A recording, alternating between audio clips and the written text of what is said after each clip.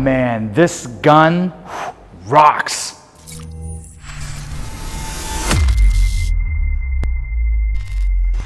Glocks. Remember when there was a time when there was like literally none? Then fast forward a little and they seem to be coming out every other week? Yeah, I remember a time when it was literally raining Glocks. Let me do a brief recap on the story of the fabled Airsoft Glock. For many years, players around the world have clamored for Glock pistols, since they were used far and wide by operators in many different countries.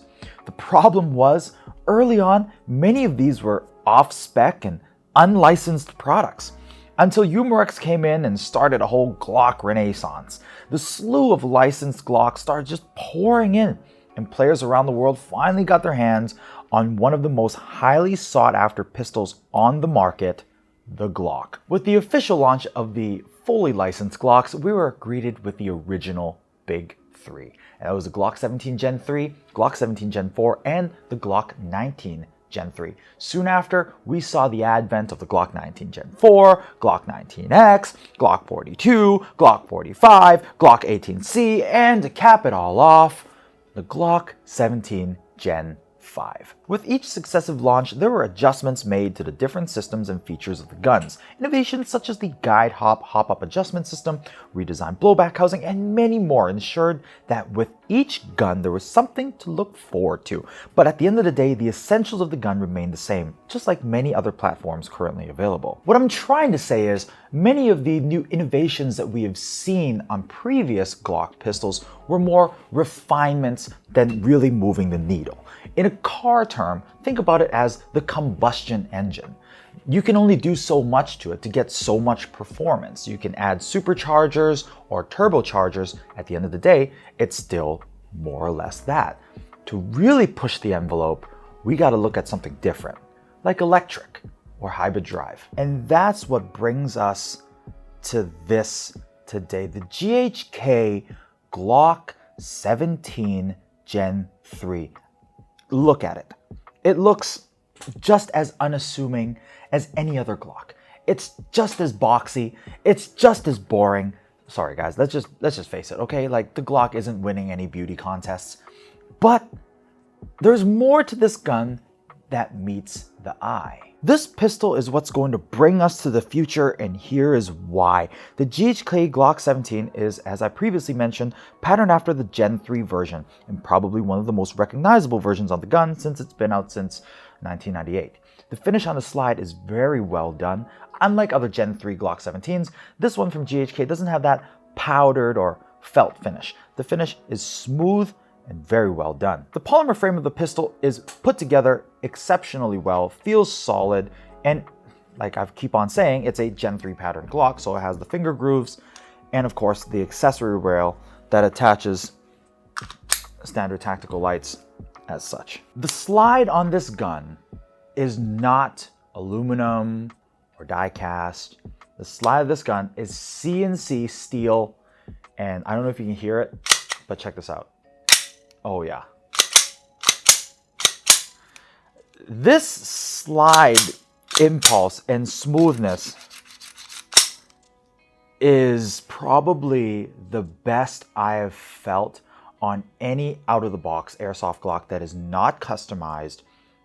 It is incredible how lifelike this slide is, and it's got some weight. If I take the magazine out, more on this later, it sits well in your hand as if this is a real firearm. This is highly realistic. And check this. There's nothing getting in your way from the slide actuating. This is some next level stuff. You know, the recoil spring of this gun is so stiff, and it adds to the overall realism. It definitely outperforms other traditional airsoft pistols, and on a scale of 1 to 10, how real or close this is to a real firearm, I'd say it's like a 7. It's really good. So when I gave this to some of my collector friends to kind of play with, they don't play any games, but they were racking this slide back and forth and had this huge smile on their face because as an enthusiast standpoint, this really just made them happy as to how realistic this is. Really good. So earlier we talked about the magazine, and I'm going to get back to this now. First thing you're going to realize with this magazine is it's got a huge valve release button here. Also, it's got no injection valve. It's actually underneath the base plate. If you pop it out, that's how you fill. Pop the base plate back in. And to add to this realism, you can't even see the follower spring as well as the follower itself. This is very, very realistic. There's a cherry on top. It's also incredibly light. This is an aluminum magazine, and I have to say, it's probably the lightest Airsoft Glock magazine I've ever held in my hand. It feels like the new one. And for those of you interested, I have a chart situated on screen that shows you some weight comparisons between a real Glock and this one from GHK.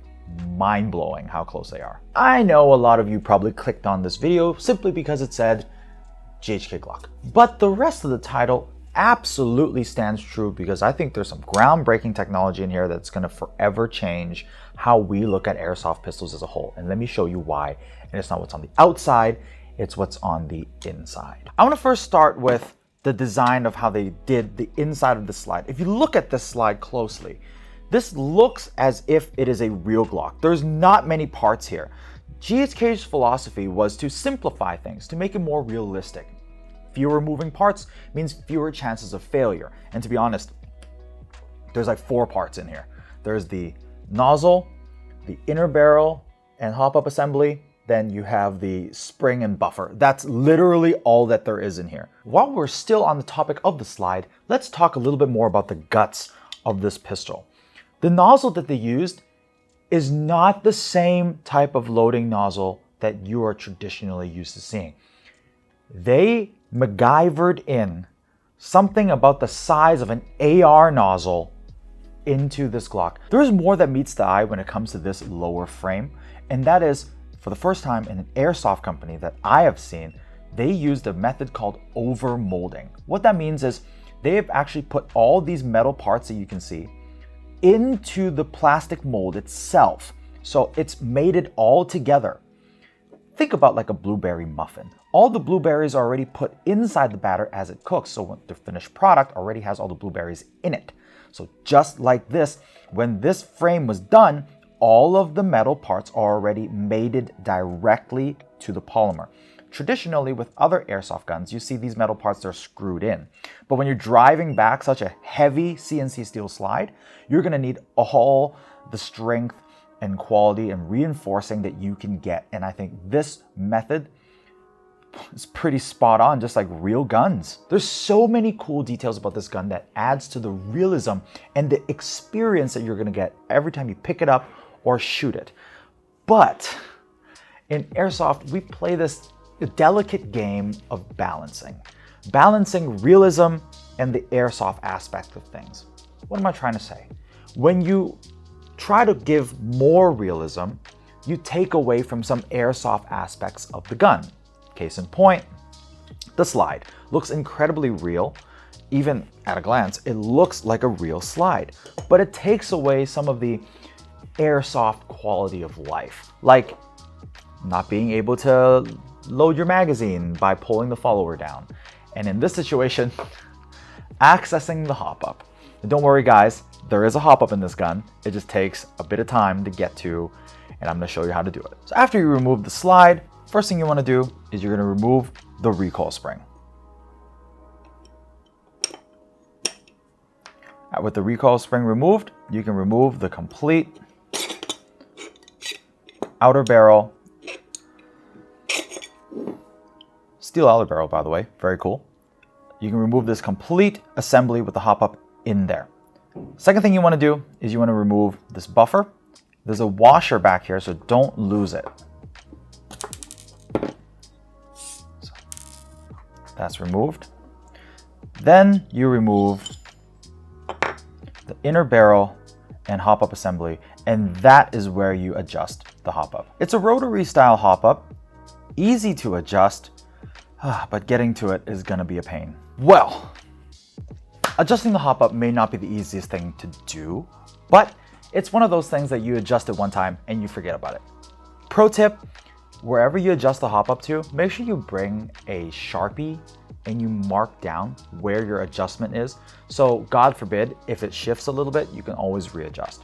Also, if you're the type of guy that likes to run different weight of BBs, you can maybe bring a different color Sharpie and mark it down to, whichever your weight is. So you can quickly adjust to whichever one you want. I'm using 0.2 gram BBs and green gas.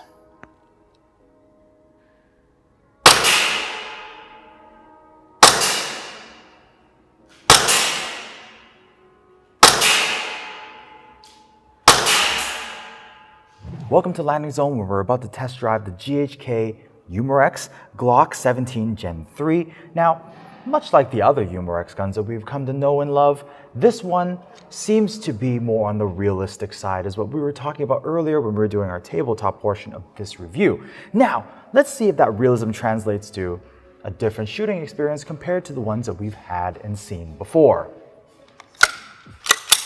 First thing that slide cycles fantastically, the moment of truth, guys. I have a target set up roughly about 20 or so meters away, and we're just gonna check the trajectory and how well this thing shoots. Let's go. Ooh, if recoil is what you're looking for, recoil city.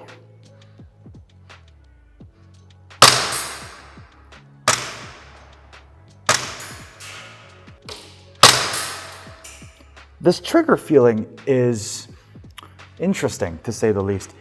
They do tout a very realistic trigger weight, which is roughly about 5 pounds, which is on par with the real steel Glock.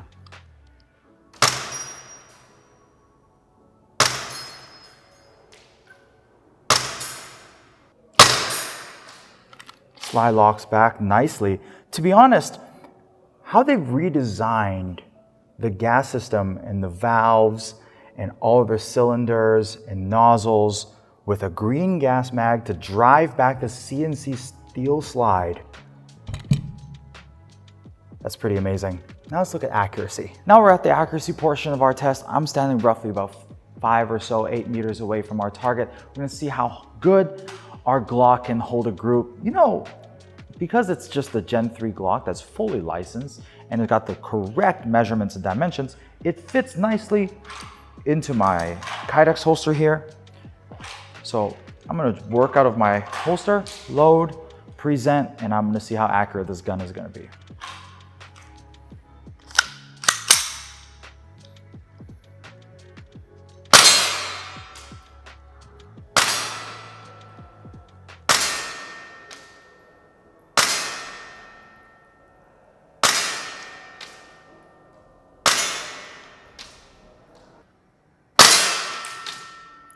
You're gonna have to grab onto this gun. It's gonna wanna jump a little bit.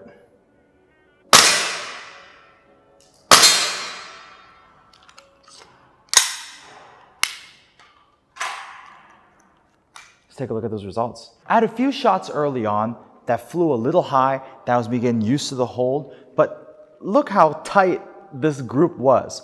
But the moment I got my hold down, I got the recoil mitigation down, right here, smack bang in the middle. Great accuracy from GHK, great job. Another added benefit of why it's so important to have fully licensed products is the fact that this is a real steel Safariland holster and it fits our GHK Umarex Glock. It fits like a glove and it works great. Now let's get back to our pistol. The first thing you're gonna notice with this gun is I can't talk enough how buttery smooth this cycling is. Takes a little bit of time to get used to this trigger because it is a slightly heavier trigger pull than what we usually see in other airsoft guns. But once you get used to it, you can run this just as well as you usually do with other airsoft triggers. The recoil, man, I have to tell you, there is something to be said about how special this recoil is. You're gonna have to really hang on to it for dear life. Much like how you would used to shoot some of the RWA Nighthawk custom guns, like the Recon, or maybe if you think about the Covert Ops, that thing really kicked right into your hand.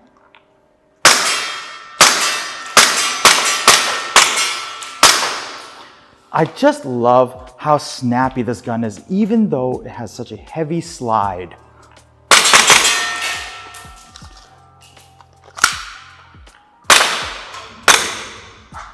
Wow, what a special gun. Locks back just fine. One thing though, the slide release is very close to the slide. When I was shooting it just now, the slide didn't lock back. It's because my hand was riding on that slide release, preventing it from coming up. It's a problem sometimes you even see on real steel guns, but overall, as a training tool, I think this is second to none. Probably one of the better options that you're gonna get if you're really looking at Airsoft as a viable training platform, and I think this will be a great option and tool for military and law enforcement. We talked a whole lot about Glocks today, and if you want to watch any of those reviews, click on the card above, or you can find them in the description below. There's a whole lot of stuff. And also, special thanks for my friends for letting me use your footage in this video. GHK has used this Glock to really push Airsoft pistol innovation forward. I don't think anyone can deny this, that this pistol here is bigger than the sum of its parts, because this is truly a revolutionary leap forward unseen in any pistol space. Let's take a look at the cylinder, for example. This slide is directly designed and molded to have this large cylinder put right into it. The design was part of the concept. GHK probably sat there and thought, hey, wouldn't it be a good idea to put this M4 cylinder in here? The implications of all this hard work and dedication is not only for us airsofters who are constantly looking for the best and the most realistic experience, but I think it transcends just us as a community. That now a gun like this can truly branch out to those who want to use Airsoft as a viable training tool for law enforcement agencies, militaries around the world, or for responsible citizens that just want to better hone their skills. Now, as we continue to wrap this up, I want to refer back to what I talked about at the range, the trigger. The reason why I wanted to wait to come back here to talk about it is because we do need to dive into this just a little. As I shot the trigger, it really wasn't like anything I've ever felt before. It was heavy at the back end, but very light on the front end. The reset was also very, very light, and you really kind of had to find it.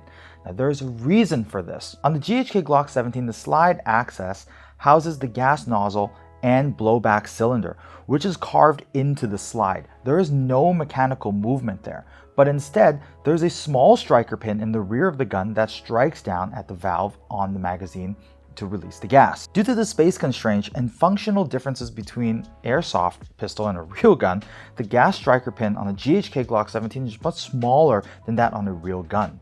The result is that when you pull the trigger, the movement of that small striker pin in the back is a bit underwhelming and not in line with what you expect on a real firearm. Instead, it's a strong metallic clack that you feel on a real gun, and the airsoft version gives you a slightly more mushy pop. But having said that, you only really notice this when you're dry firing the GHK Glock 17. Once you gas it up and load it with BBs, the sound of the gas and blowback really does cover up that, unless you're actively looking for it. With our final 2 points, this is where I will end this review. The first point, realism versus airsoft. There are certain trade-offs. And the trade-off we have here is you get a hyper-realistic airsoft replica that is great to shoot and fantastic to train with. But if you're an airsoft player, adjusting the hop-up really is not the easiest experience. And to be honest, loading the magazine can also be a bit finicky, as you need to use the loader that comes with the gun, and that little teeny tiny bit that caps onto your feed lips, don't lose it, because if you lose it, you're going to be in a world of hurt, because trying to load each round in is going to be not a very pleasant experience for your thumb. That's one thing. Second thing is going to be the price. Ladies and gentlemen, I'm just going to flat out and say it. It's a $500 gun. $499. You know, for 80 bucks more, what you can get? For 80 bucks more, you can go to Bass Pro and buy yourself a real Glock 17 Gen 3. Yes, that's how close this thing is to the real gun. But then again, if you think about it as an investment, $499 up front, just saving on ammunition and gas going to the range with just buying BBs and gas, you're gonna make that money right back. We've really left no stone unturned when it came to uncovering the GHK Glock 17 Gen 3. We've been waiting for this gun for a long time, and I'm sure many of you have been as well. Now, what do you think? Do you think this gun is going to propel us into the brave new world of a new revolution of airsoft pistols, and what the future may hold for us is, to be honest, pretty exciting. But let me know your thoughts in the comment section below. And if you want cool products like this, or the flashlight, or the holsters, don't forget to check out our online store at www.redwolfairsoft.com. If you think this video was cool, give us a like, and if you thought it was awesome, share it with your friends. If you haven't done so yet, subscribe and hit the notification bell so you know every time we upload a new video. Guys, I'm gonna go have a little bit more fun with this pistol. And until the next episode, my name is Mark, aka Blue Steel. I'll catch you next time.